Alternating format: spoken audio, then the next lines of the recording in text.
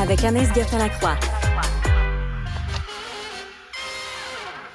Pas que je suis en mode date présentement, mais je suis quand même curieux de savoir quel jour de la semaine il faut éviter pour une première date. On va en apprendre davantage avec Anaïs Gertin-Lacroix. Salut Anaïs. Allô Jean-François.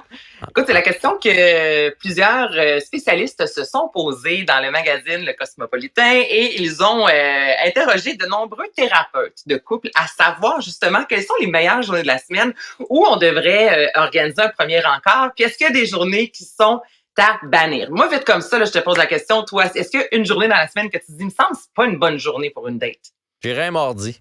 Il me semble que le mardi, c'est rien. T'sais. Le dimanche, tu peux aller faire une activité extérieure. Le samedi, c'est la fin de semaine. Le vendredi soir, tu peux sortir. Le jeudi, tu viens d'avoir ta paye. Le mardi, c'est une journée perdue pour une date, il me semble. En plus, il y a tout le temps un match du Canadien. Il y a quasiment tout le temps un match du Canadien le mardi. On voit les priorités sont où en partant. Est-ce que j'ai raison? T'es pas loin, honnêtement, OK? De ce qui se dit, c'est les vendredis et samedis, on ne devrait pas organiser une première date, OK? Parce que ce sont les deux journées où on a plus de liberté dans la semaine. Donc, ce sont les journées, souvent, on va voir lorsqu'on est célibataire, nos amis. Donc, de mettre ces journées-là, de mettre notre cercle d'amis de côté pour aller rencontrer une personne qu'on ne connaît pas, avec qui on va peut-être pas cliquer, c'est à bannir. Et ce que les thérapeutes pour dire, si c'est vraiment moche comme rencontre et que c'est un samedi soir, tu vas t'en rappeler 2 fois plus longtemps parce que cette personne-là, non seulement tu vas dire c'était plate, ça n'a pas fité, excuse-moi l'expression, mais en plus de ça, j'ai gâché mon samedi soir. J'ai perdu mon samedi. Comparativement, si tu pars, mettons, si tu perds un mardi soir, c'est considéré un peu... c'est moins important. Donc, vendredi, samedi, ce sont 2 journées où on bannit ça. En même temps, c'est quand même plus facile, Anaïs, de trouver une défaite pour un vendredi, un samedi. Tu sais, on va te souper, c'est la fin de la... Ouais.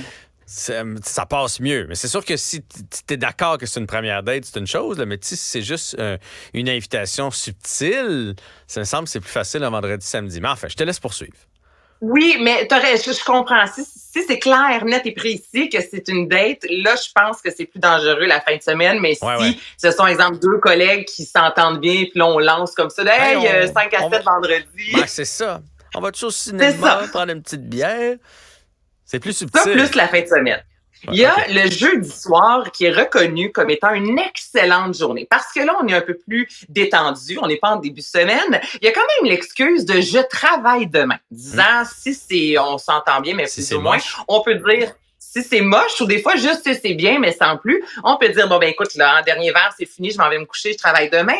Mais si jamais c'est fantastique, on peut clairement dire, on reprend ça ce week-end, tu comprends? Donc, on est vraiment, ce serait le jeudi, la meilleure soirée. Et sinon, pour les gens qui sont indécis, ce serait en début de semaine, le lundi, parce que ça te met pas de pression, tu comprends? Donc, si le jeudi, t'es avec quelqu'un puis la personne te dit, hey, on remet ça demain soir, des fois, certains vont se sentir un peu bousculés. Donc, les thérapeutes, pour les gens qui ont besoin de pas se sentir trop envahi. Le lundi, comme ça te donne un bon 4 jours à réfléchir à la question, est-ce que j'ai envie de revoir la personne ou non? Donc, finalement, mardi, mercredi et dimanche soir, ce serait, selon ces thérapeutes-là, 3 journées où on reste à la maison à écouter le hockey.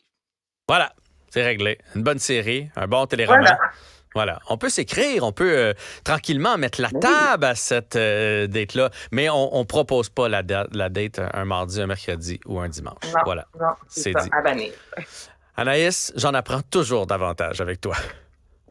Salut! Salut Jean-François! Bye!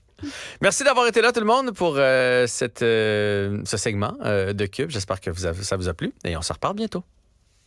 Cet épisode est maintenant disponible en balado et vidéo sur l'application et le site cubradio.ca, la plateforme audio québécoise où les contenus francophones sont fièrement